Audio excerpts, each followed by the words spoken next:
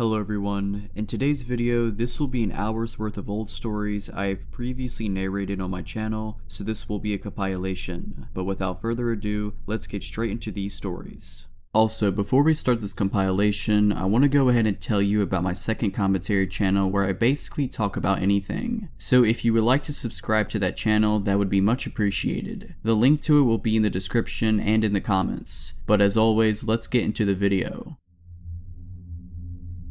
This happened back while I was in college a couple years ago. Me and my roommate moved into a beautiful apartment our junior year of college. Our parents made it extremely clear that us living alone together was not ideal for some of the cheaper, shady neighborhoods close to our college. We attended a college in our state capital, so we were in a city environment, and had certain criteria we had to meet in order for us to live there, and for them to co-sign our leases. Lit sidewalks, keyed entry into the apartment building, lit parking lot, X amount of blocks from campus, etc, etc. So we finally found one that fit our parents' criteria. Our apartment building had a keyed entry for both the front of the building and the back gate that led to the fire escape. Our apartment was an end unit that led to the fire escape, so there was 2 deadbolt locks on it. We loved our apartment, we felt safe, we had fun, truly living the college experience. And then my roommate's boyfriend starts slowly moving his things into the apartment and staying there way more often than he should. I finally tell my roommate if he wants to stay here and use the water, electric, and food I help pay for, then he needs to pay for it too, including our rent. I tell her a 3-way split, or I'm paying only my rent and he can pay the entire electric, water, and trash bill. I think I'm being pretty fair, and even though her boyfriend doesn't have a job, that's not my problem. I work and go to college. Your "I don't want to work at McDonald's, yes he actually said that" excuse is completely garbage. If you want a place to stay, then to the Golden Arches you shall go. So instead, my roommate starts sneaking him in really late at night after I go to sleep, and he leaves on days I'm home. While I'm in class he's there, then leaves before I come back. My schedule is extremely routine. Well, he can't have a key, so if my roommate is in class or at work, how is he getting in? He can't take my roommate's key because if he decides to leave halfway through the day, how will she get her key back? All good questions. The solution they came up with was to leave the back door unlocked that leads to the fire escape, and then he can just jump the fence at the bottom of the fire escape to get back on the fire escape when he's ready to come back, or stick a rock in between the door, whatever works for him. So I'm off of work and school one Thursday morning, and I decide I'm going to sleep in as long as I possibly can. My roommate and her boyfriend had already left for the day, so naturally they leave the door unlocked. I'm asleep and it's about 10 in the morning when I hear the back door open to the apartment. I come to just enough to recognize the noise, realize it's my neighbor or her boyfriend, and I brush it off and go try to drift back off.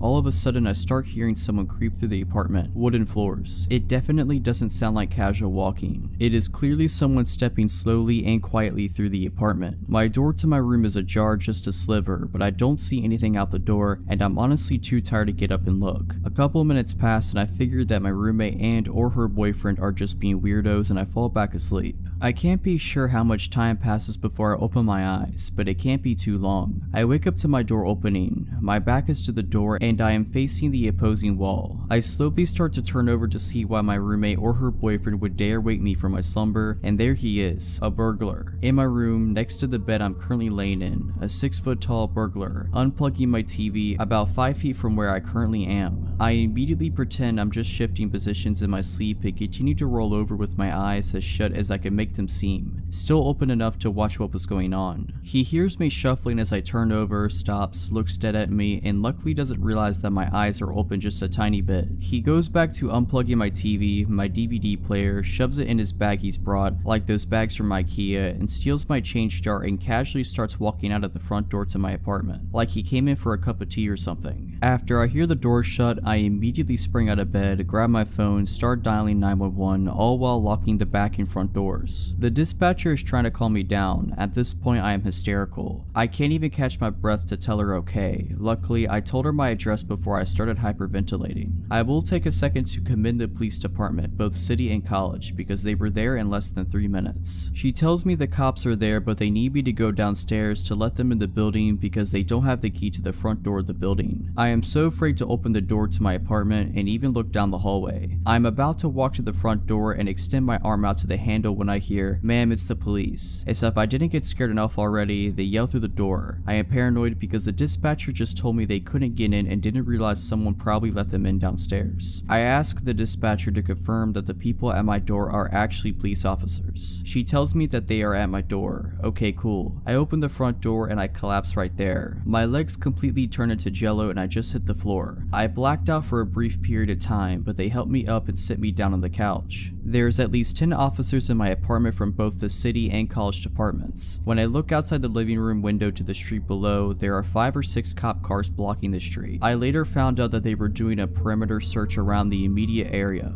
I'm being bombarded questions now. I have to try to find out what's missing besides the stuff from my room. I'm crying, I'm shaking. This is not at all how I saw my day off going. I tell them my roommate left the back door open for her boyfriend, they inspect the back door and blah blah. The next thing I know, my roommate and her boyfriend walk in and they both have the most dumbfounded looks on both of their faces. At this point now, there is a detective talking to me and I'm giving my statement, giving a description of the burglar, the stuff missing, looking at mugshots, etc. I immediately stop talking to the detective, look up at the both of them and blurt out, "Someone robbed us while I was asleep. He came into my room." 2 officers take her and her boyfriend aside and talk to them while I'm finishing up with the detective. I call my then boyfriend and he comes over to help me pack my stuff to stay over his house for a couple of days, which turned into staying until my lease at my place ended, around 4 months. After failing to recognize any suspects in a lineup, the cops slowly start leaving. After they all leave, I call my parents to tell them what had happened, gather my things, and head over to my boyfriend's house. My roommate and her boyfriend never once apologized, not for leaving the door unlocked, but just a general "I'm sorry this happened to you" type of apology. They never asked me if I was okay, if I wanted to talk, nothing. The day my lease ended was the best day of that entire year. I couldn't wait to get away from my roommate, her boyfriend, and that apartment. They never found the guy who robbed me that day. I didn't even care about the materialistic things. He robbed me of my safety and security, and it took a good amount of counseling to get that back. I am also thankful he didn't try to attack me that morning. My friendship with my roommate was tarnished. I haven't spoken to her since. To this day, I don't sleep with my back to the door, and I always have a knife under my mattress. This happened to me 2 to 3 years ago. I was around 23 at the time. I am a female and I live in Romania. One night I was coming home from class, masters. Classes start after 6 p.m. and end at 10 p.m. At around 11 p.m. I had to take the subway for about 12 stops. The destination I have to get off at was the end of the line for the subway. At the time, there wouldn't be many people in the subway. All I need is my headset and my music and I am good to go. Said and done, I plug in my music. I pick the furthest chair in the subway, away from the only 2 people that were taking the subway with me at the time. So far so good, until I see, with the corner of my eye, a silhouette approaching me and sitting right next to me. It was a man, fairly built, dark hair, wearing glasses, a black shirt with a black hoodie, and a sickening smile. He doesn't engage in talking with me, but would just stare at my phone as I would browse through my music. I can hear him breathe heavily, not like painfully, but still like he was feeling something very strong. I feel uneasy, so I decide to change my seat and go even further behind, trying to avoid him. I pick a new chair, sit down, plug my headset again, and proceed with the remaining 6 to 12 stops on my way home. I see the silhouette growing bigger and bigger and a breeze running on my skin as I realize the guy is again sitting right next to me. Glancing in midair, dead eyes, a big smile, staring right into my phone. I panic. There are still 4 stops to go. I have nowhere to hide. I look after the other person in the subway trying to sit next to her, thinking that strength comes on numbers. She is no longer there. I start shaking a bit, but not allowing the creeper to notice me being vulnerable. I stand up, go to the door, and just decide to stand until my stop comes. This way he won't sit next to me, right? Wrong. He comes straight after me and sits on the chair right near the door because he couldn't see my phone, on which he was so focused so far from that angle. He fixates me right in my soul with his eyes and says, "Hi gorgeous, why are you avoiding me?" I am freaking out as I look at my phone trying to call my boyfriend or message him, and he stops me by saying, "I know no one will help you. You would have sent an SOS message by now. I know you didn't." That moment I realize I am cornered. He has been focusing on my phone to see who I was talking to, trying to figure out if I panicked, trying to see if I would ask someone for help. He cornered me bad. I had the luck to reach my stop as I would delay any reaction or ignore him so that he would repeat whatever he wanted to say. I drop off and run for the exit, not looking back. I get out at the surface and I don't see him anymore. At this moment, I put my phone in my purse and realize I had pepper spray with me all along. My heartbeat comes back to normal as I know at least I have something to defend myself with, but still a long way to get home, and who knows if he is alone or not. I walk rather fast for maybe 5 minutes from the metro and feel a hand grabbing my wrist hard and pulling me back. Another hand covering my mouth, disabling me from screaming my lungs out. It was him, the same black hoodie, dark hair, and dead-eyed stalker. He was furious and said, "How dare you run away from me? You should be honored I gave you attention. Now, my phone is in my bag, I can't call the police, and I can't reach for the pepper spray." I panic, I can't punch him in the crotch, his hand is still on my mouth. What do? I did the most desperate and disgusting thing I could think of just to save my life. I played along. I used my other hand to touch the inside of his thigh and mumble a "I'm sorry" while his hand was on my mouth. He took his hand off my mouth and repeated that I'm sorry. I didn't realize he was just flirting. He let his guard down and took his hand off my wrist. He asked me for my phone number and address to drop me off, but I refused, saying I'd rather add him on Facebook, and he agreed. I told him I'd reach for my phone, but instead picked the pepper spray and got him sprayed all over his face. Made sure I'd cover both his eyes, nose, mouth, even his ears and hands. He instantly got all red, suffocating from the pepper and swelling. I called the police, told them what had happened and what I did. They asked me if he is immobilized, and I said yes, as the effect wears off in 45 minutes. The police arrived there 5 minutes later to see me shaking like a leaf and a man on the ground, swollen like a pumpkin, throwing up and swearing me between gasps of breath. He was arrested, and the police told me they had been looking for him for the past week as they discovered the body of a 24-year-old woman in his apartment, a lady with red hair. I have red hair too. The woman was his girlfriend, and ever since he's never gotten back to the apartment. I do not know what he wanted to do with me. I can understand why he targeted me due to the similarities, but I just hope I don't ever have to meet him again. I used to live in a townhouse duplex by myself with my dog and 2 cats near a train station. There were often commuters who parked outside my place and passed by through the day and night. Occasionally, I had cigarettes or stuff stolen from my front veranda, but none of this scared me like the night I was watched. My dog lives indoors, and I would take him out for a last pee before bed. My backyard light was broken and was up too high to change the bulb, so I always took him out the front. That night, it was around 11 p.m. and I took him out the front. It was a hot summer night and I was mindlessly standing on the footpath when I saw movement across the road from me. Out of nowhere, a man had appeared and was walking diagonally across the street away from me. I thought it was odd because I hadn't seen him come from the other direction. I continued to think about it. Where he came from was from outside of a house that was being renovated. I knew the owners weren't living there and thought maybe he was trying to steal some stuff. So I kept looking down the road to where he had gone. He had turned the corner down the next street. I kept watching, and then I suddenly see his head pop around the corner to see if I'm still outside. This gave me the absolute creeps, so I grab my dog and go inside. I turn off all my lights and go upstairs to my bedroom, which is at the front of the townhouse and faces the street. I thought I would keep watch of my neighbor's house and call the police if he came back. I peer through my blinds, which cover sliding doors coming off a small balcony, and like clockwork, I see a dark figure walk down from the corner and down my street.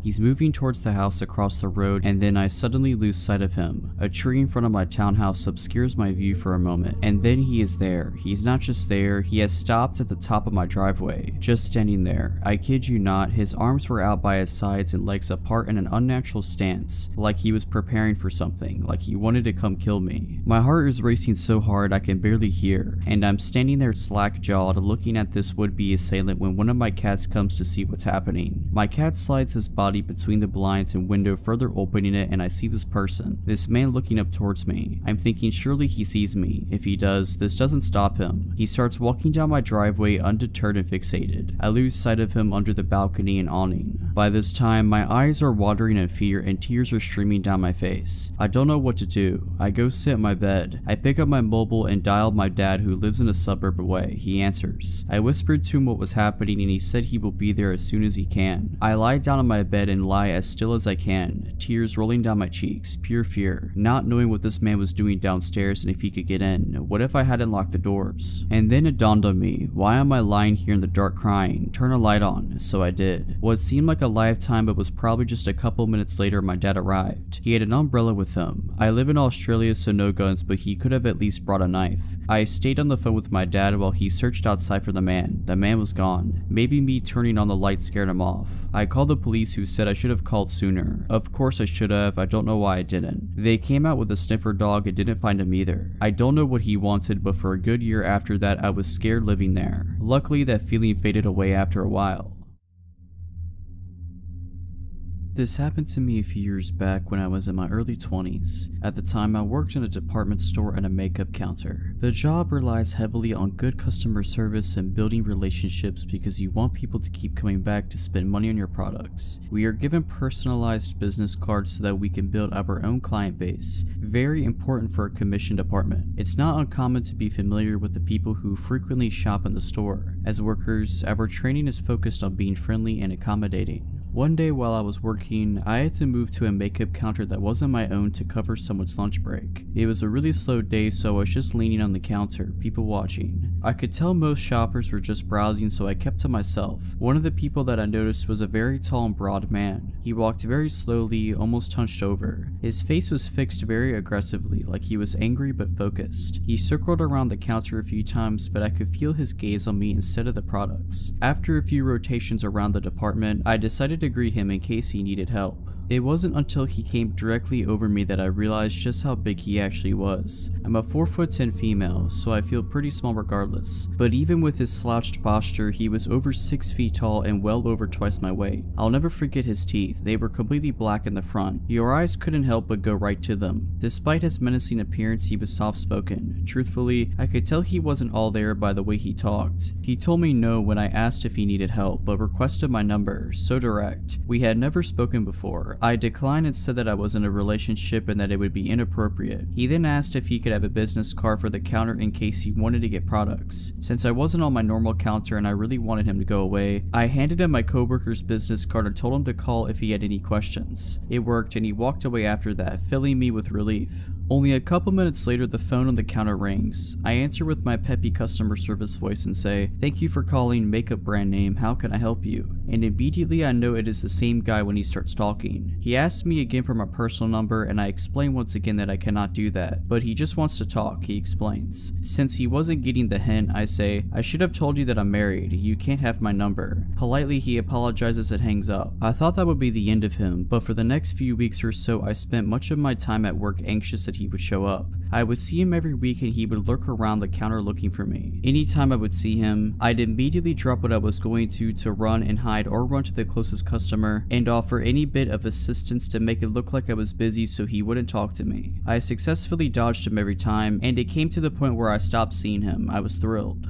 I had almost completely forgotten about him until one day I decided to go to Walmart by myself to pick up a few things on my day off. I generally like to shop alone. I can take all the time I need and I like leisurely looking around. I grabbed a basket and made my way over to the cosmetic/hair wellness section since that's where most of the things I needed were. I only managed to grab a few things before I locked eyes with him as I walked by the supplement aisle. I had recently changed my hair color and wasn't wearing my work uniform, so I didn't think he'd realize who I was. I was ready to just go about my shopping and ignore him until I noticed that he dropped the items he had in his hand and started heading my way. I panicked and stiffened my pace immediately. I thought to myself, he's not going to really follow you through the store, right? But as I turned around to look, I could see his humongous body just plowing through people, with that same terrifying look on his face, only meaner, his black teeth growing closer with a snarl. Since the direction I was walking was the opposite of the exit, and there was no way I was going to turn around, I decided that my best course of action would be to follow the perimeter of the store and cut down the center section, which would bring me close to the registers. I speed walked the entire time in the hopes of losing him amongst all the people, but never once turning around again. By the time I made it to the register area, I could actually feel him behind me. Still not wanting to turn around to look, I glanced in the reflection of the soda machines that are in between the register aisles to see how close he was. To my horror, there was only about 2 feet between us. I was afraid to just drop my stuff and run out the door in case he followed me to my car. I parked in the far back of the parking lot and didn't want to risk it. I also didn't want to get in line at the registers since the lines were long and I would just be standing out in the open alone. Instead, I walked into the cluster of people crowded around the self-checkout line. I noticed another large but older gentleman with his carriage in the middle and ran straight for him. The people were so closely clustered together that the man following me couldn't make it through. I ran over to the man in line and grabbed onto his carriage. I said, "I'm so sorry, I'm not cutting you, but there's a man that's been following me through half the store and I need to stand with you." He was so sweet and let me be with him while we waited in line and even let me go ahead of him so I could leave quicker. As I was cashing out, I could see in my peripheral vision my stalker staring at me and pacing about, but he couldn't come near me since the self-checkout is somewhat sectioned off.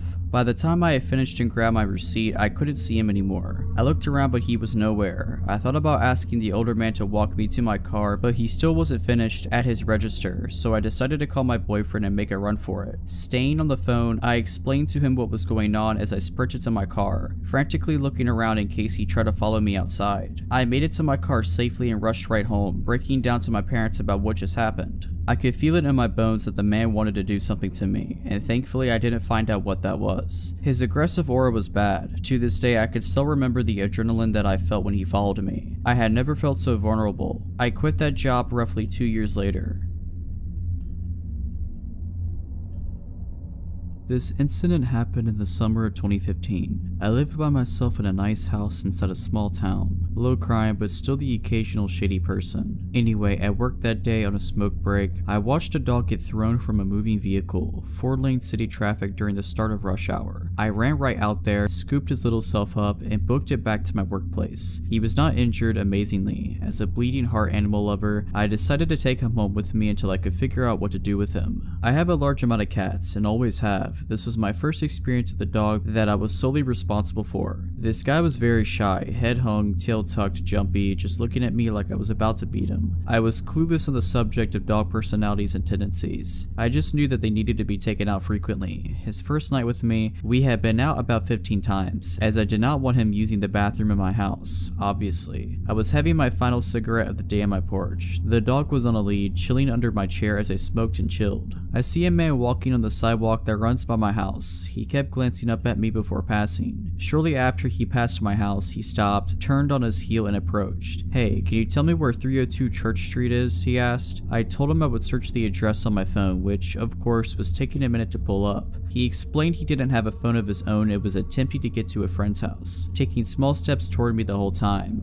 Finally, the address I summoned came up. "It's exactly 2 blocks north of here, right on the southwest corner of the cross street," I told him, pointing in the direction. He kept his eyes locked on me, continuing to slowly move closer. The dog starts growling very softly at this point. I had forgot he was even there until now. "Mind if I take a look at the map?" He grinned sheepishly. "I'm bad with directions." I rose from my seat, pointing again. "It's truly just 2 blocks up the road. Just follow the road. 2 blocks. The house will be on your left," making it very clear that I wasn't going to just hand him my phone. "Well, can I call them? I need to let them know I'm coming," he said, still creeping closer, extending his hand. "No," I curtly replied. "How about text them?" Pushing forward still. "Dude, no." I started toward my door. "Just let me see your phone." He was visibly becoming pissed off, clearly trying to contain it and getting way too close to my porch. As a last-ditch effort of getting this dude to screw off, I say, "You need to get out of my yard. My dog's protective. He will screw you up." I didn't know the first thing about this dog, let alone whether he had the capacity to screw someone up. I just hoped saying would intimidate pushy phone guy. Like I had said the magic words, Pupper springs into action. The dog emerges like a bullet from under the chair, growling, snarling, and barking his head off. He jerks me near off the porch trying to get at this guy. He sounded and acted like an 80-pound attack dog, not a 40-pound timid beagle mix. I was afraid. I didn't know if the pup would turn on me. As stated previously, at the time I knew absolutely jack nothing about dogs. He backed his hindquarters into my legs, almost nudging me to the door. Still carrying on, eyes locked on phone dude and baring his teeth. Phone dude holds up his hands and backs off, stammers something like,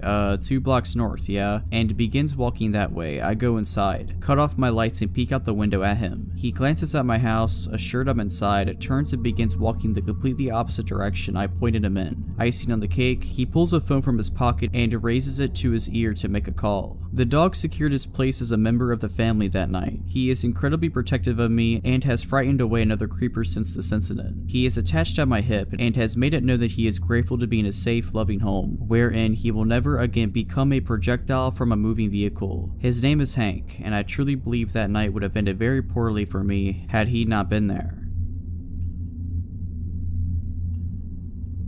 So about 3 years ago, I was going to school in a US city and was living with 2 other roommates. My one roommate was known to usually bring seedy characters back to the apartment. At one point during our fall semester, she befriended a guy in her advertising class who went by the name of Dallas. He became her weed dealer and she would frequently bring him over to the apartment. I suspected they were sleeping together, but she denied it. It was a strange relationship, but who am I to judge? My other roommate and I thought he was charismatic enough, but also didn't see the appeal that Christy, my roommate who befriended him saw. I remember one night we had Dallas over for dinner. He told us how he played for our college's football team, that he just started his own business at the age of 25, and how he was a very well-known weed dealer who made a lot of money, and his name was Dallas because he used to live in Dallas, Texas, and his parents named him after that. Me and my other roommate nodded our heads and listened, but we didn't think much of it except for this dude thought he was hot stuff and wanted to gloat about himself. I believe he came over for dinner or something maybe 1 or 2 other times. My roommate claimed that one time she decided to buy weed from him and went to his apartment off campus. When she arrived, she saw our roommate, Christy, just passed out on a chair in the middle of the day in Dallas's apartment in some random room. When my roommate arrived, he mentioned nothing of her being there. My roommate shook her awake and Christy just woke up in a haze and basically told my roommate to screw off. My roommate recounted the story to me and we both agreed it was weird and Dallas was probably not the safest person to hang with. After a couple of months, Christy stopped hanging with him. I remember her saying he got pissed she didn't want to sleep with him. I also found out that a friend of hers, who knew him for a long time, was engaged to him. Oh, also, his real name wasn't Dallas. Yeah, real shocker there. Fast forward 2 years, me nor my roommate talk to Christy anymore. We are living elsewhere in said city doing our own thing. We get an alert on our phones that a girl who had just transferred to our college went missing after leaving from one of the campus bars the previous night. It doesn't take long, maybe a few days, when this huge story breaks. This girl was killed by someone she left the bar with that night. My roommate calls me and goes, "Do you remember what Dallas's real name was?" I go, "Yeah, I believe it was said name." She goes, "Go online and read this article. He killed that girl who just went missing." Sure enough, I go online and there's the most horrifying mugshot of Dallas with a photo of the girl he had just slain. It gets crazier. Apparently he had taken her home that night and attempted a one-night stand, and he killed her by blunt force and strangulation. If that isn't terrible enough, he cleaned up the evidence-ish in his apartment, threw her body in a storage container, took a lift to his grandma's house hours away, and buried the storage container with her remains in it on the property somewhere. After obtaining a video of the two of them leaving together from the bar, it didn't take cops long to bust him. Weeks after the story broke, so many girls came forward and shared similar creepy stories about Dallas, the guy who played for said college's football and ran a successful business. You can guess that none of this was ever true. Also, he was like 28 years old, claiming he was still a student at our college when this happened, prying on younger women. I just hope he rots in prison for the rest of his life. For a bit of backstory, my mom was dating an abusive guy at the time. We'll call him Ian. Because of Ian and the crazy fights they had gotten into, we couldn't lock up my house at all. He had kicked in both the front and the back door to the house and they never fixed. My mother and Ian were at the bar all day, every day. I told you this so you would know why the house wasn't locked up and where my parents were when this happened. This incident occurred when I was around 12 years old and my little brother around 10. I was a really small girl at this age and my brother was sick all the time, so he was very tiny and frail. My mother and Ian were at the bar as usual. When you opened my front door, it put you in the living room and you could see the back door. There was a hallway to the right that led back into the bedrooms, and that is where my brother and I were. We were in his bedroom with the door closed playing something on a PlayStation. It was around midnight or 1 AM and we were playing and having a good time when I heard a weird noise. My brother didn't hear it and I didn't want to creep him out. I told him that I wanted to go get a drink and told him to stay in the room and I would bring him something. To get to my kitchen, you would have to walk down the hallway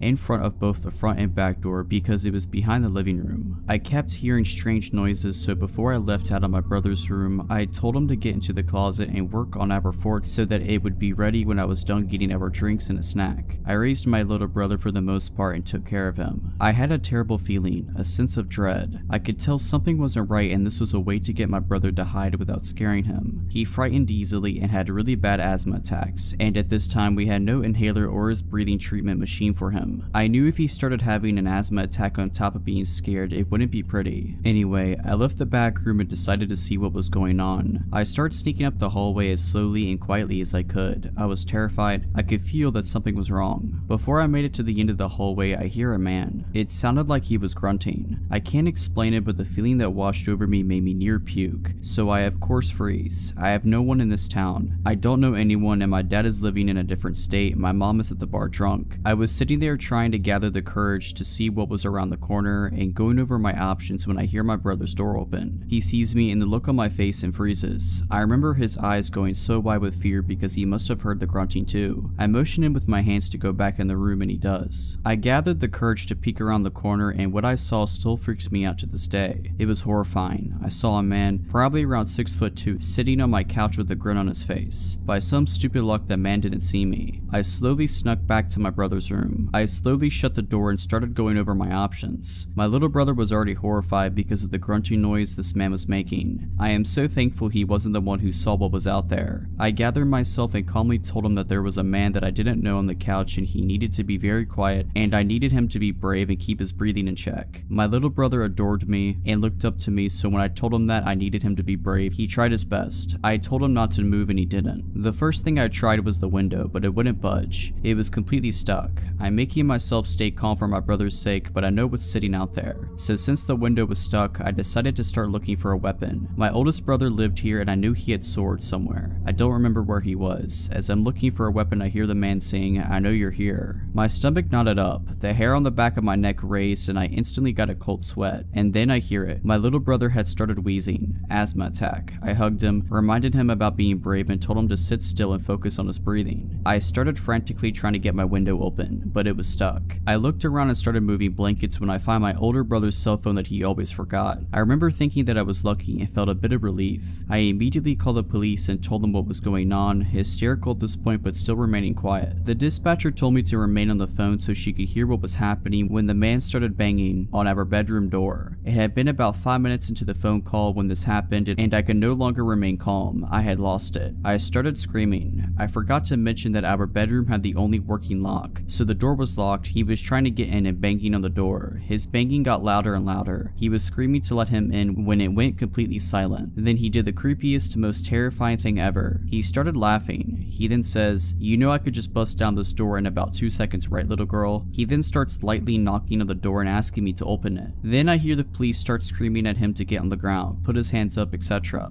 I heard him putting up a fight, followed by more yelling and eventually silence. After a few minutes there was a knock on my door, but at this point I was too terrified to open it. I thought that this nightmare guy was still there. So being in my hysterical state, I started screaming, "No, no, no, please," over and over again, sobbing and shaking. I couldn't stay brave for my little brother anymore. I was on the floor holding him this whole time, convinced we were going to die. Eventually I calmed myself a bit and this time a female officer was at the door, so I opened it. There were about 5 cops standing in the hallway listening to me being hysterical. I refused to let go of my brother at this point, but we both ran to this female officer and just collapsed, sobbing hysterically. We had been so scared. It turns out this guy was completely wasted and high on drugs. I remember the cops walking me up to him and having me stand in front of him to ask me if I knew this man. I didn't. The man's eyes were completely bloodshot and filled with hatred. My parents were called and investigated for leaving us alone like that and for the doors being like that. My mom is a different person now, doesn't drink and is now married to a cop. She completely changed. I remember asking her about it later on and she told me something that I didn't know. The man had a huge knife, so that's what he was scraping the door with. He also had some rope, tape, and a tarp.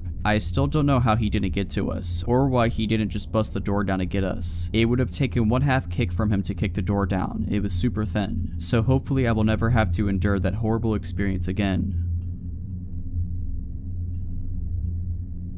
This story starts around the fall of 2017. I was walking back to work from lunch when I passed this girl and noticed she got up and started walking behind me. She took a different route and didn't follow me. A few days later it happened again, but this time she was following me. I assumed she wasn't following me at the time because where my office building is situated, you have to go up a set of stairs and pass a few other buildings, and she did not follow me up to my building. After a while, I noticed we took the same train home. A lot of the time she would be watching me. When we made eye contact, she'd look away. Then she'd continue looking when she thought I wasn't looking. There's a Whole Foods across from my office. I went there for lunch a couple times during the week. I started seeing the girl sitting in the window for lunch, and she would almost always get up as soon as I left and walk the same way I did. Around this time, I began seeing her more frequently. During lunchtime or when I got to the metro, she was almost always there. After a couple of months of this, I started noticing that she would get off at the same station as me sometimes. Sometimes she would walk the same way as me. Once I got to my place,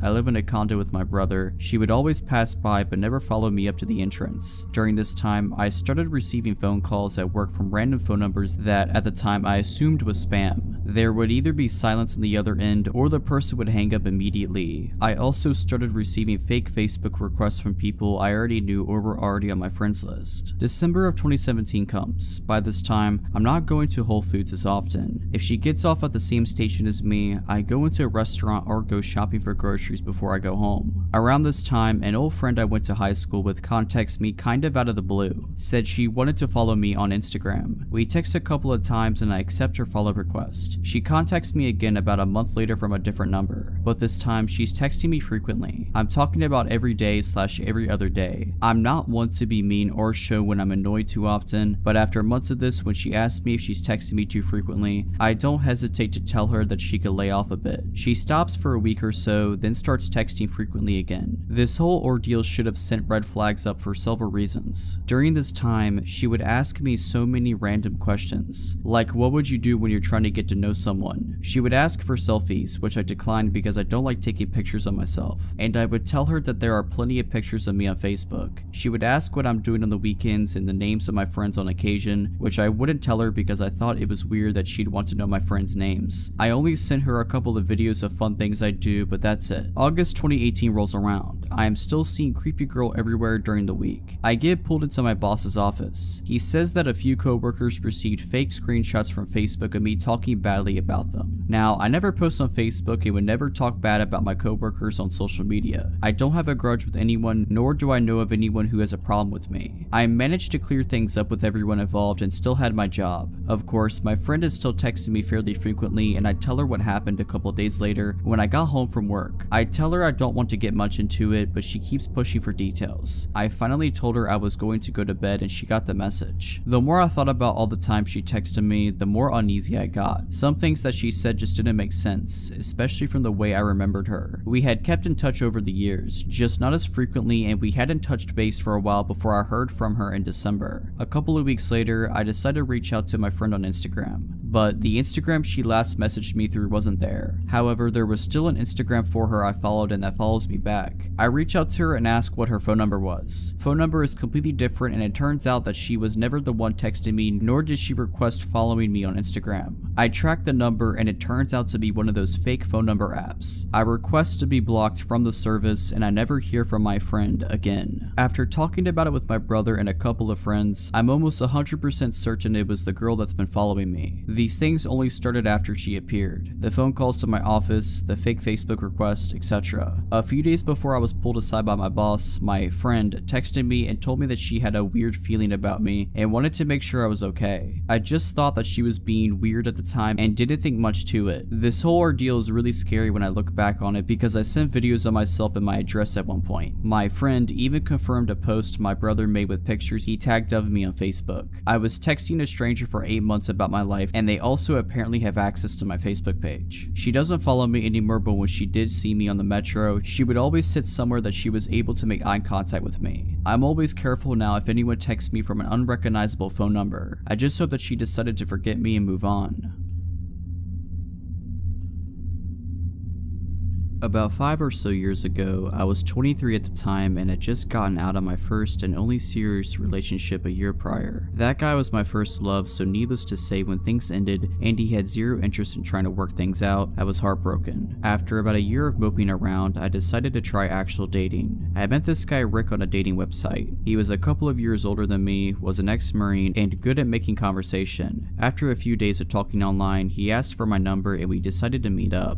I drove to his house and come to find out he lived with a few other guys who looked really shady. Now, he actually lived in a good neighborhood, but the way they kept their home and the way his roommates looked was my first red flag that a inexperienced, naive girl would not fit in his crowd, but I decided to stay and give it a chance. Once he saw me, he came up, gave me a hug, and handed me a helmet to his motorcycle. Now, I have never in my life rode a motorcycle before, but I had always wanted to, so I thought why not and hopped on. Now, the street he decides to take me up is known to be a very long and windy road that is pretty secluded. It's also important to note that this is the springtime and it's about 5 p.m. when we go on our ride. I didn't realize at the time he had decided to take me on that specific road, but once we got on it, my red flags started to kick in. I began to realize that 1. It is dead silent and there are no other cars on this road right now. 2. It's starting to get dark. And 3. Yeah, I don't know this guy, so what am I doing? And my alarm bells start ringing. Once my anxiety kicked in, I told him that I think we should turn around and go home. He started laughing and asked if I was scared, and I said no, I just need to head home because my parents are expecting me for dinner soon. He kept riding forward. More alarm bells ringing. Pictures of me lying dead in a ditch came up.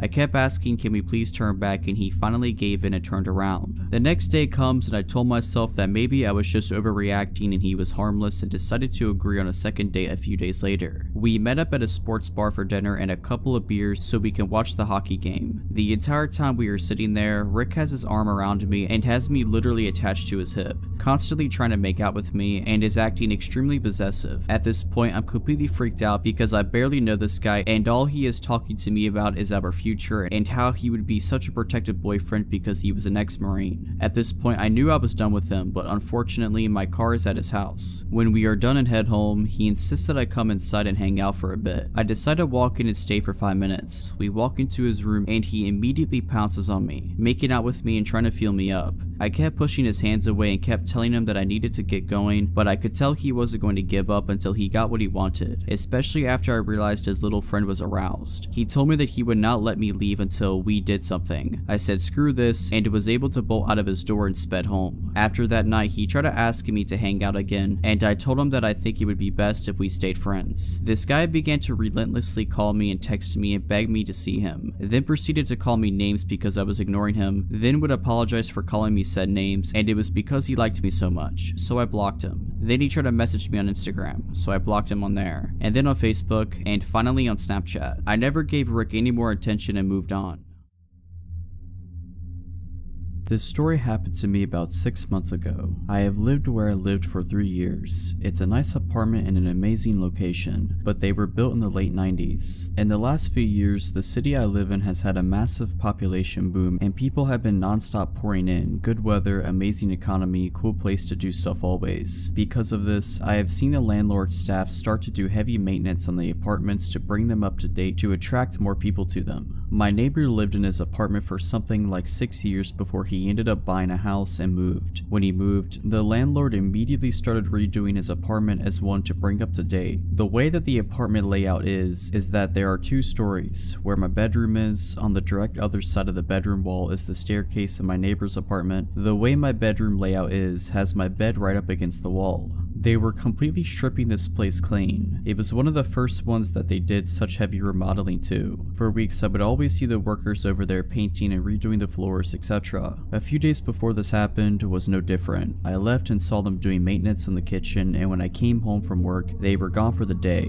Nothing unusual for a single bit. The part that is unusual though is what happened one particular night. I was awake around 1 AM watching TV in my room when I heard someone on the other side of the wall slowly walking up the stairs, and very obviously stopping halfway up. Where the person was stopping was directly where my head laid on the other side of the wall. I could feel him listening to me breathing. I immediately turned the TV sound off and sat there extremely quiet and still. I heard nothing for a few minutes, and then after what felt like an absolute eternity, I heard the person start walking the rest of the stairs to the 2nd floor. It was very obvious that someone was on the other side of that wall listening to me. I also knew that it was only a few days before this happened that I saw the maintenance redoing that apartment's kitchen. I knew that there was no way someone already moved in that fast. I quietly got out of bed and went to a room where I had a better view of the outside of the apartment. I obviously couldn't see if there was movement in there from the window, but I had a good angle to see if anyone walked out. I sat there for around 15 minutes just staring outside to see if I saw anything at all. Nothing. I went back into my room and laid down in bed again. I didn't play the TV. I just sat there waiting to hear something again. I was messing around on my phone for around 20 minutes in silence until I heard movement in the stairs again. This time though, the movement didn't start from the top or the bottom. The movement started in the middle of the staircase, meaning that the entire time I was sitting there in silence, this person was just on the other side of the wall listening to my every move. This terrified me, so I called the cops. I gave them all the information of what was going on, and they informed me someone would be out very soon. I went back to the one room and watched out the window again. Only a few moments later, a police car pulled up and a cop got out to examine the building and the apartment. Only a few moments later, a police car pulled up and a cop got out to examine the building and the apartment. He was looking around and shining his light in the windows. I heard him knock on the door and shortly after could hear him talking to someone, but couldn't make out what they were saying. I was totally puzzled by this. The officer walked over to my door and knocked. I went downstairs and he informed me very nicely that someone just moved in there. I laughed and was completely embarrassed. I even said to the cop that it was a heck of a way to meet your new neighbor. I felt embarrassed, but more importantly felt very relieved about the entire situation. I brushed off the whole thing as it just being late and my mind playing massive tricks on me. The next day I went to leave my apartment when I saw something that made me stop dead in my tracks. I went outside and only took a few steps towards my car when I saw maintenance over there carrying out the old refrigerator. I was puzzled. I walked over to the apartment and I looked in the door that was wide open. The kitchen was still being worked on, and not a single piece of furniture could be seen. I was legitimately speechless. I walked over to a maintenance man and said, "Didn't someone move in here?" And he informed me no, and that the apartment wouldn't be ready for showings until at least 3 weeks. I ran back upstairs into my apartment and called my landlord. I asked her if someone is staying there and she said absolutely not. I told her about what I experienced the night before. She was floored. She told me that they would change that apartment's locks immediately. She also suggested that I call the non-emergency line to the police department and inform them that no one lives there. I did just that and they asked me to come down to the station. I told them all of the information in detail of what happened. They were able to quickly figure out what officer came out to check out the situation so he could help identify the person who answered the door. The officer described the man in detail and I confirmed that I had never seen him around the apartments before. There was a search around town for a few weeks until the whole thing just sort of fizzled out and I stopped hearing about it and started seeing less and less patrol cars randomly in the parking lot. After that night, I never heard another thing in that apartment. Around a month later, an older couple moved in and they are very nice. When I saw the moving van pull up, I went out to introduce myself to them. But to be completely honest, the only reason I went out there was to see if any of them matched the description of who the cops saw. Not even close. I'm certain that the person who was in that apartment got away with it. I had an extremely hard time sleeping the following weeks of that happening to me. I actually ended up moving my bed into the smaller second bedroom because it bothered me so much. I have zero idea of what the intentions were of the person or what they were doing on that staircase.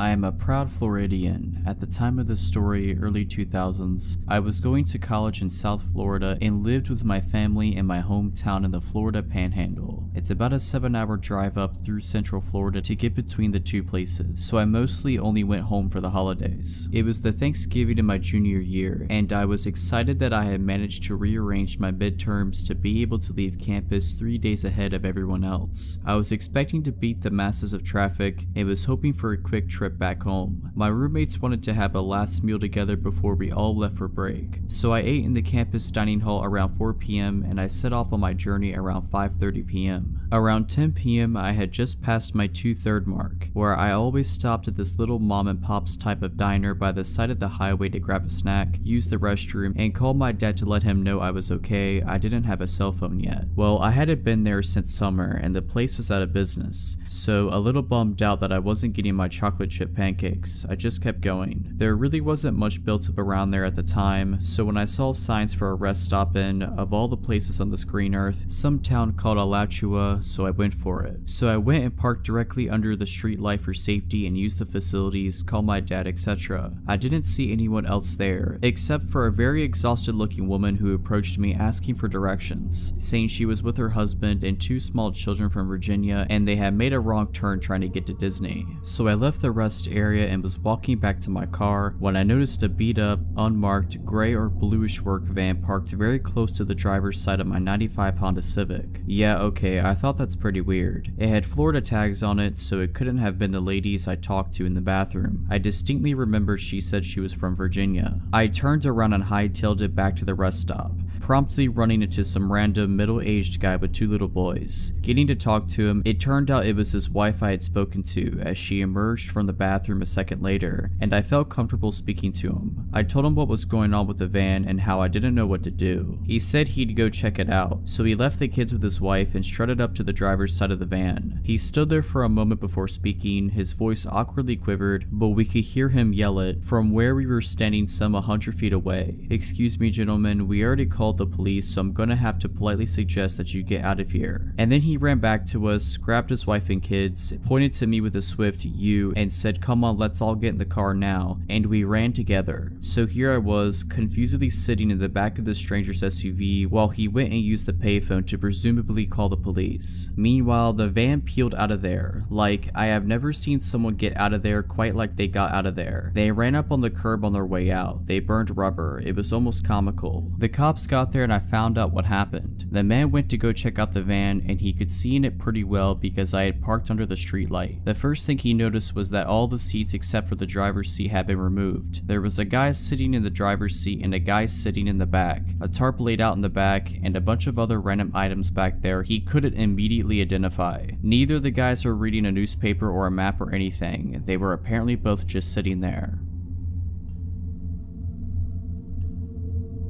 I'd say I was around 8 at the time this took place. At the time, we had to get mail from the post office in town, and so seeing my mom get the mail, my brain decided, wow, I want to be cool and get the mail like mom. That childish need to prove that I was mature. Eventually, after time and time of begging, my mom let me get the mail. I'd guess it was a weekend as the post office was closed, but you could still grab mail, just no people that worked there were there. I asked my mom if I could grab the mail as we slowly pulled up outside the post office. She nodded and gave me the keys that had the mail key and a few others. I jumped out of the old van and ran up the ramp to the building, avoiding the stairs completely. I opened the door and saw a lady and a man getting their mail, but turning to my side, I saw an older man sitting in the corner staring at me. He gave me weird vibes even as a kid, but still I gave him a quick smile and wave. Bad move. The man smiled back, revealing his stained teeth. I walked past him and went to the mailbox. Me being me though, I forgot what key was what and began fumbling awkwardly as the others grabbing mail left the building. After maybe 3 to 5 minutes of trying and failing, I finally unlocked it. I was so happy that I disregarded the man staring as I grabbed the mail. With a quick click of the lock, I closed the box and began to walk away. I found the gaze of the man as he looked at me, a crooked smile across his face. I put my open hand against the door and began to push when a pair of arms reached around me. One hand forcefully pulling the door shut and the other around the upper part of my chest, like my collarbone, pulling me into a tight, unwelcome and horrible hug. I froze. What was I supposed to do? I was always taught to respect adults and I did. He had a strong scent of alcohol on him, so much I think I coughed a few times. He began to speak after a moment of just holding me there. The words he spoke scared me really bad. He then said, "Man, hey, where are you going?" He spoke almost passive-aggressively. Me, "Oh, I have to go. My mom was waiting for me." Man, "Oh, okay." He sounded defeated and began to let me go. Before I could break away, he held me tighter again, tighter than before. Wait.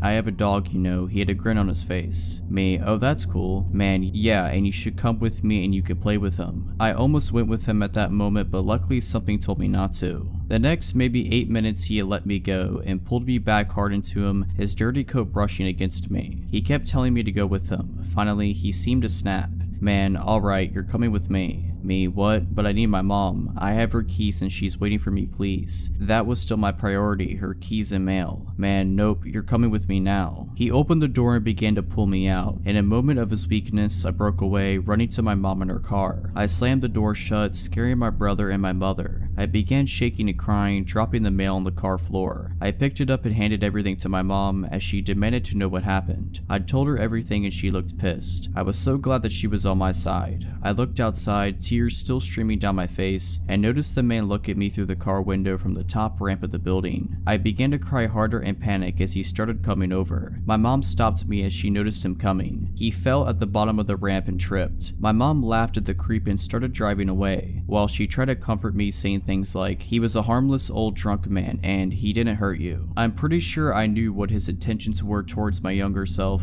and I'm just glad that I was able to get away from the man.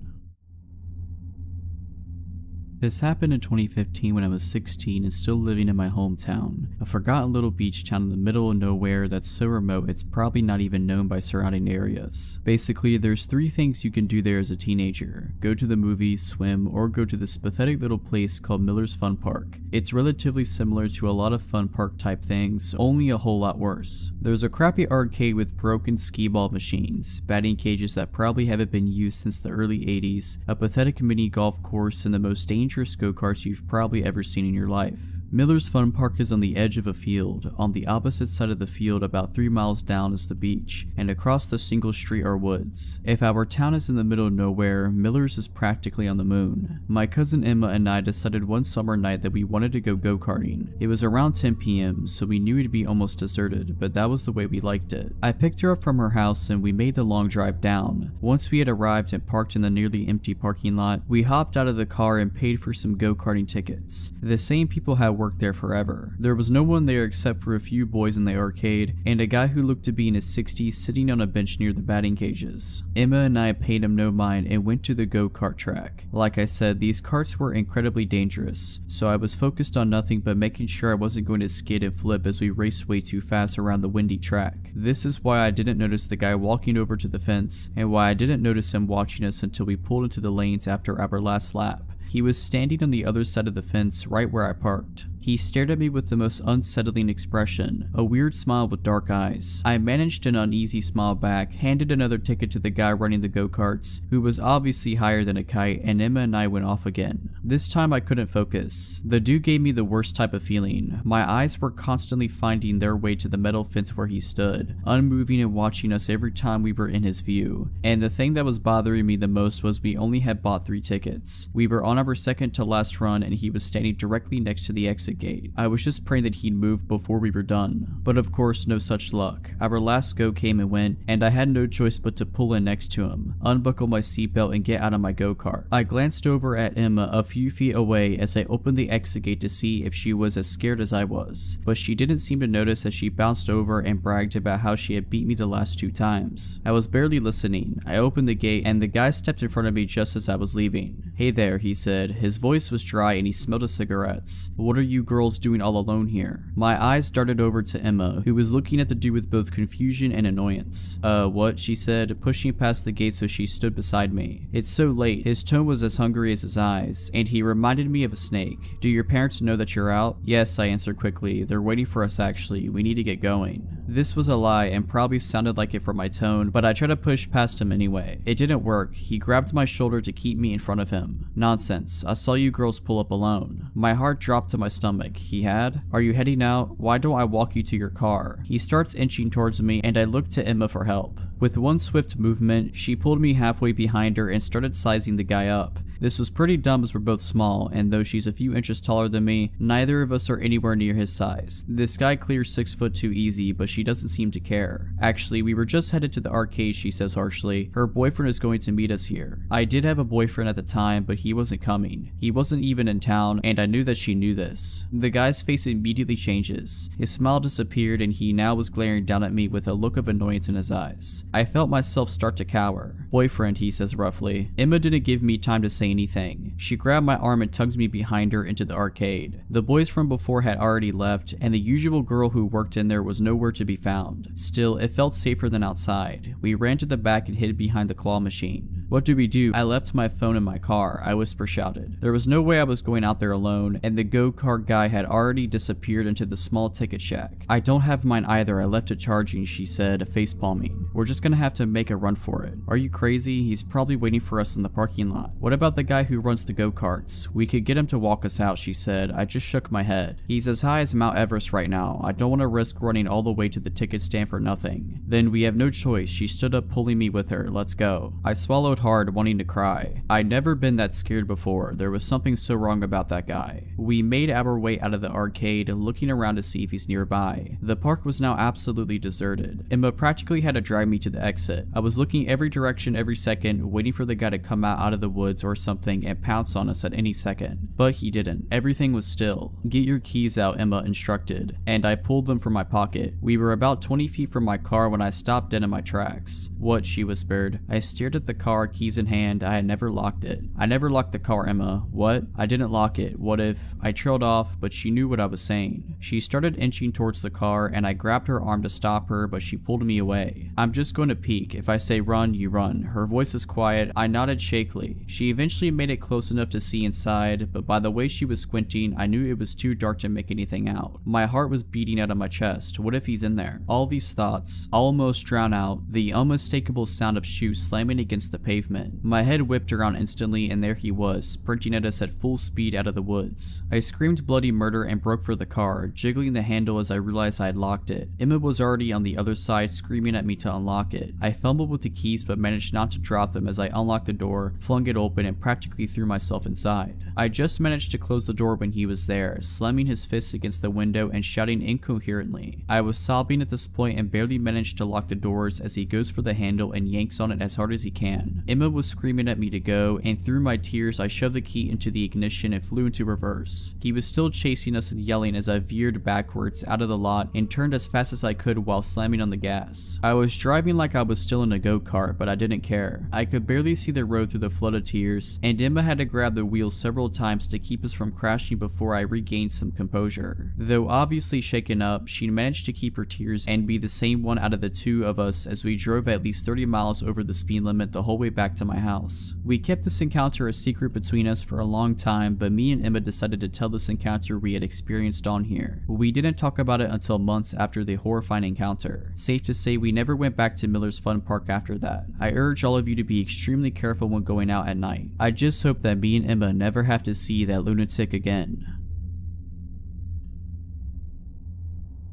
This story is about an event that happened to my mother around 1972 when she was 8 years old. To set the scene, both of my grandparents ran a restaurant/gas station in our hometown. They have always run a business of some type since the 50s. This means that a lot of days my mom would take the school bus home and stay by herself if my grandma had to stay and help run things, usually no more than an hour or two. My uncle, her older brother, would usually come home on the bus with her, but he was a little older and sometimes had football practice. So was the case on the day of the event I'm getting to. So my mother arrived home on this day, let herself in the house, and put away her things. She had just recently received a new puppy and knew the first thing she needed to do was take the pup out to the yard to use the restroom. She wrapped the dog in a white towel, this is important, and walked him outside. As she put down the dog, she shook its hair out of the blanket, flailing it about the wind. It's then she noticed the neighbor's son was staring at her from across the street. This guy was in his late 20s and was known to be very strange. My mom said he always creeped her and everyone else out. She said he would stare at her when she would play outside and made her feel generally uncomfortable. She said he appeared out of nowhere in his yard that day, and as she took out the blanket, he began grinning and waving. Feeling more than a little shook, she picked up her pup, went inside and locked the door. She began to do some homework, and after about 5 minutes of work, she heard a loud knock at the door. She slowly walked to the window to see who it was. She knew it wasn't my grandparents because of course they had keys. As she opened the blinds, her eyes locked with those of the creep from across the street, like he was already looking in the window. She jumped and said she screamed a little as she shut the blinds. She walked to the door and made sure it was locked. She said he just continued with the slow, continuous thud on the door, almost in rhythm. Knock, knock, knock. Then she really got terrified as he began speaking to her through the door. Hi, sweetie. I saw you with your doggy. Let me in to see him. She was in shock. Come on and let me in, sweetie. Please, I want to see your puppy. In full freak-out mode, my mom screamed. You need to leave now. You need to go back to your house. I don't know you. He kept knocking. Knock, knock, knock. I can see the fear in my mom's eyes when she describes that part. He said, let me in. I saw you waving your flag of surrender. I kid you not, the guy thought my mom shaking hair from the blanket was a flag of surrender and a sign for him to come over. My mom screamed, I'm calling my dad and the police if you don't leave now. With this, the knocking stopped. She tried to catch her breath and shake off her fear. She then got up from the door and ran to the basement level of the home. It was an old house, so the kitchen and the rec room were down there along with the only phone in the house. She made it to the phone and began to dial 911. All of a sudden, she heard a shatter from the next room. She looked over to see the crazed neighbor attempting to crawl through the kitchen window. He was ripping down the curtain as his upper body got through, and my mother screamed what was happening to the police on the phone. All of a sudden, he was bleeding from the abdomen where the window glass had cut him as his lower half couldn't squeeze through. Then my mom began hearing my grandmother's screams. What are you doing? Then the guy yelling in pain and squirming out the window as she hit him from behind with some tool that was laying in her garden on the side of the house where the entrance to the window was. He managed to get out the window and bolted to his house. The police came, Grandma called my grandfather, and he arrived as well after shutting down the business as soon as she told him. They arrested him for breaking and entering. On the day of his court date, he told them the white flag of surrender story, but this was the final nut on his crazy cake as they put him in a mental institution that day. He may have gotten out but went back because my mother said he later died in an institution. Outside the courthouse, the crazy family of the creep tried to blame my 8-year-old mother, and the man's father called my mother a harlot. We always can't help but wonder though, what would he have done to her if my grandma didn't come home at that moment?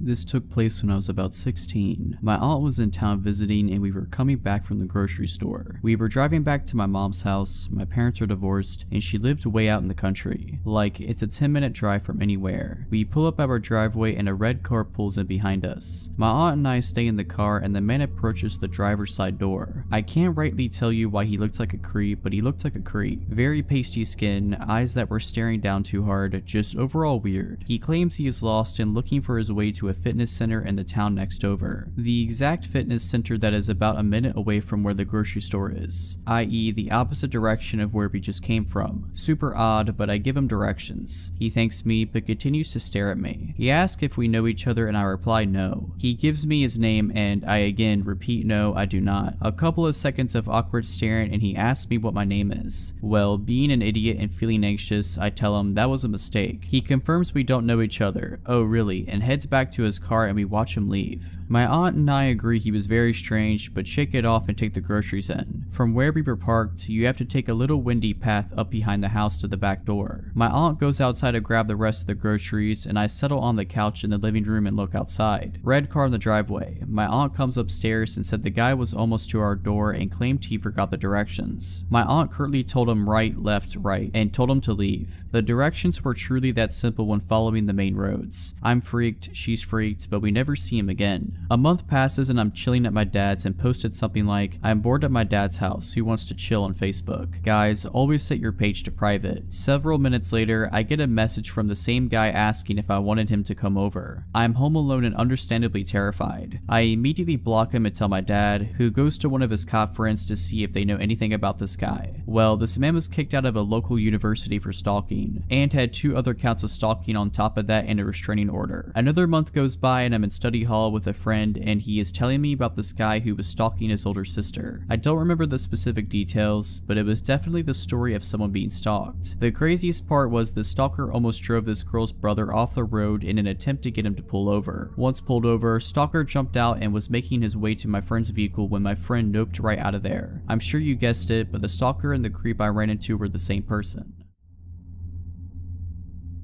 I was always the weird kid growing up, so making friends was never easy for me. I was a bit of a punk in high school, so living in a preppy, religious town was not my ideal place. Eventually, I met this boy, Sean. I was so happy to finally have someone I connected with. We quickly became best friends and hung out almost every day. He was odd, but so was I, so I just looked past it. Most of the time we were hanging out, we were also on drugs, so I figured some of the stuff he said was just the drugs talking. But one day he said, I'm gonna stab someone this week. 4 days later, he threatened to shoot up a place on Instagram. He played it off as a joke when I confronted him about it. His parents took away his phone and forced him to move away for a few weeks to let the air clear, but we kept in contact. At this point, my dumb self realized I was in love with him. I did everything I could to clear his name. I even got into arguments with parents on Facebook. My parents begged me to stop talking to him, but for some reason, I truly believed he was good. I didn't want to believe he was capable of hurting anyone. The whole shooting thing never really blew over. When he came back to school, students would run from him in the hallways, people were sending him threats, his reputation was ruined. After all of this, something in him changed. He was angrier. We would be talking and joking around about something, and he would start attacking me with words. If I made a new friend, he'd go out of his way to ruin my new friendship.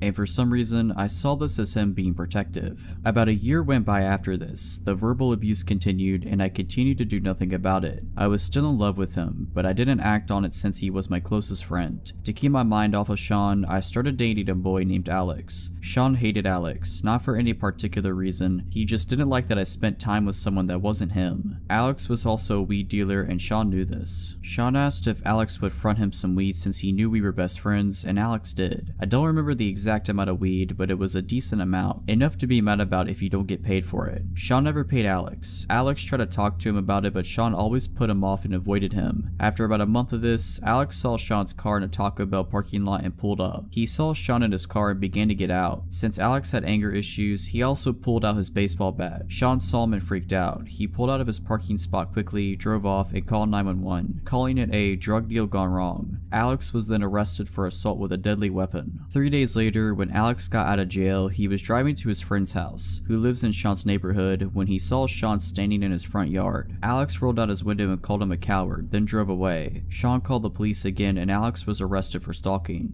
Around this time, my parents caught me smoking. I didn't want to lie anymore, so I was honest and told my parents everything. Obviously, they were very mad at me for getting myself into that situation, and I had just told them I was smoking weed and dating a drug dealer, so I was in a decent amount of trouble. My parents took my phone as soon as I got home from school, and I wasn't allowed to see Alex when he got out of jail. They took my paycheck so I didn't have money to buy weed, and they made me download a tracker on my phone so they could make sure that I was home when they weren't. They contemplated calling Sean's parents and telling them we had been smoking together. I knew that if Sean got caught smoking again, he would get kicked out of his house, so I snuck my phone and texted him that my parents might call his parents, and he was pissed. He called me horrible names and said he wished he had never met me. I finally had enough and told him not to talk to me anymore. My parents never called his parents. We didn't talk at all. I asked not to be scheduled with him at work and avoided him at school. We didn't have any classes together, so it wasn't too hard, but hearing the stuff he'd say about me made it a little difficult. He had started rumors that I was addicted to coke and I was selling my nudes. This is when the text started. He began texting me constantly, so I blocked his number. Then he'd use someone else's phone to text me, so I'd block that person's number. Then he'd use WhatsApp or GroupMe to text me since we use those for work, so I just block him on there. He eventually got fired from our job because he had been writing tips on receipts if people didn't ask for a copy of their receipt and left the tip line empty. The continuous messages went on for a few weeks, and I just continued to block anyone he was associated with. I didn't want to be in contact with him whatsoever. He kept making new Instagram accounts to message me on, and all of his attempts to contact me failed. One day, I had a late lesson at School of Rock, where I took guitar lessons. My teacher had stayed late for me, so I was expecting his car to be the only car in the parking lot, but it wasn't. There were 2 cars in the parking lot, my teacher's and Sean's. To this day, I don't know how he knew I was going to be there. I quickly parked, locked my doors, and thought about what to do. I then realized he wasn't in his car, so I calmed down a bit and called inside to ask if he was there, but he wasn't. I cautiously got out of my car and got my guitar, then walked inside with no problems. After my lesson, I came out to see that he was now parked right next to me, waiting for me to get into my car. When he saw me, he began screaming profanities at me. I was paralyzed. He just sat there screaming at me. I quickly climbed into my car from the passenger door so I didn't have to walk next to him, and then drove home as fast as I could. He began asking people to ask me to talk to him at school. Of course, I didn't. Each time someone mentioned his name to me, it caused me to have a panic attack so bad I'd have to leave school. I ended up missing the entire month of November and then switching to online school. A month after I switched to online school, I was driving with a friend to pick up food for my mom. As soon as we pulled into the drive-thru, the car behind me begins to flash their brights at me. I look at my rearview mirror and see Sean's car. He has a sticker across the top of his windshield, so I knew it was him right away. I look over at my friend in fear and she said, "I didn't want to scare you, so I didn't say anything, but he's been following us since we left Target." I panic and just pretend to not notice him. He then pulled out of the drive-thru and parked right next to it by the exit. As soon as he pulled out, so did I. I sped to my friend's house, dropped her off, and went straight home. At this point, my parents thought going to the police would be the smartest thing to do. An officer came to my house and took a statement. I showed him screenshots of every message he had sent me over the months, and my friend that was in the car with me in the drive-thru talked to him as well. We decided not to press charges, but to just file an incident report. Days go by and I don't hear anything from him. I thought that maybe it was over and I could move on with my life, but my dad told me Sean had messaged him on Facebook. He had said I was addicted to pills and that I stole money from him to buy more. I've never done pills in my life. I stick to natural drugs. My parents know this, so they screenshot the messages and send them to the police. The police go by his house and tell him to stop contacting me. I continue to get messages from random Instagram accounts, and I sometimes saw his car behind me, but each time I just wrote down the location, date, and time I saw him. At this point, I started to work with Alex's lawyers to prove that Sean was not an innocent victim. Eventually, Alex's charges were dropped. Sean was proven to be unreliable since I came forward with my story. I wish I could say I had an ending to this story, but I don't. I still get random messages, but I don't bother to screenshot them anymore. Since I switched to online school, I was able to graduate a year early, and because of that, I moved away for college so I don't have to worry about him following me anymore. The last I heard about him time was that he got arrested a few months ago.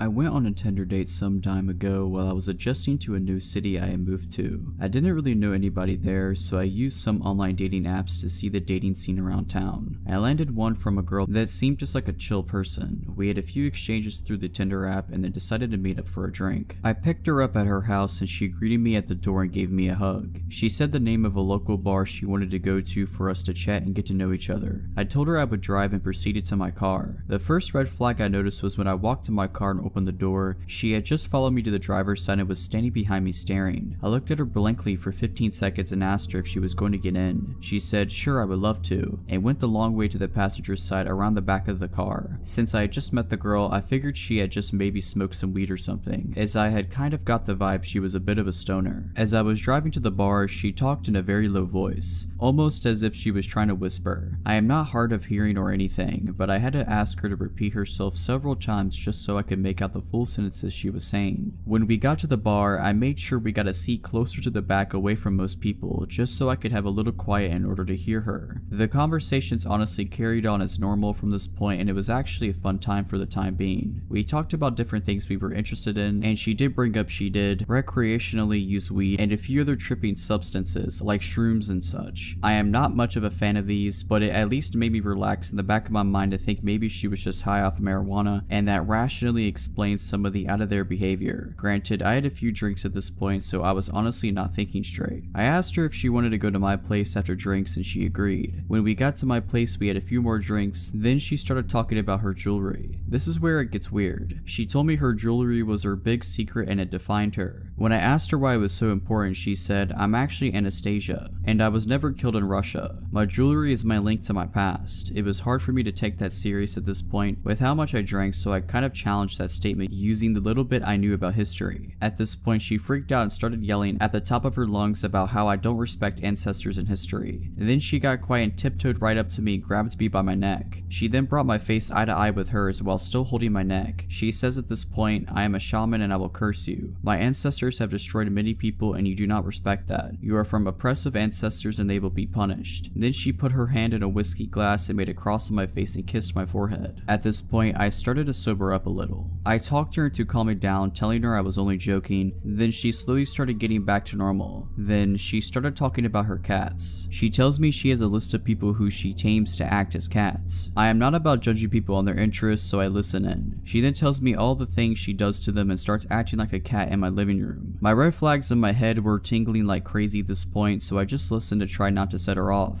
She noticed sage on my kitchen counter and asked me to let her light it and bless the house. Side note, I use sage to make my house smell better occasionally. It's kind of a ritual I like to do, but it's mine and mine alone. Something I take very personally and I like to do myself. I tell her no, she can't light it and that it's my thing to do on my own. Then she freaks out telling me I am a horrible human being and screaming all over the place. I tell her I can take her home now and she runs to the door and goes outside. As I get outside, she is screaming at the top of her lungs that I am a horrible person and I should go die. I tell her she can walk herself home then, and I go back to my place and lock the door. She then starts banging on the door hard in about 10 minutes saying she left her phone in there. I grab her phone off the kitchen counter and open the door to hand it to her. She tries to barge inside and I block her with my forearm. She then acts like she's about to punch me. I just hold my ground and tell her she is not coming in. She screams she wanted the whiskey bottle we were drinking from. I told her no, because I paid for the thing. I slam the door at that point and lock it. I hear her bang on the door for a minute. I then hear her footsteps going down the stairs. I waited about an hour and then went walking outside to see if she was still hanging around. I didn't see her, nor did I ever see her again after that.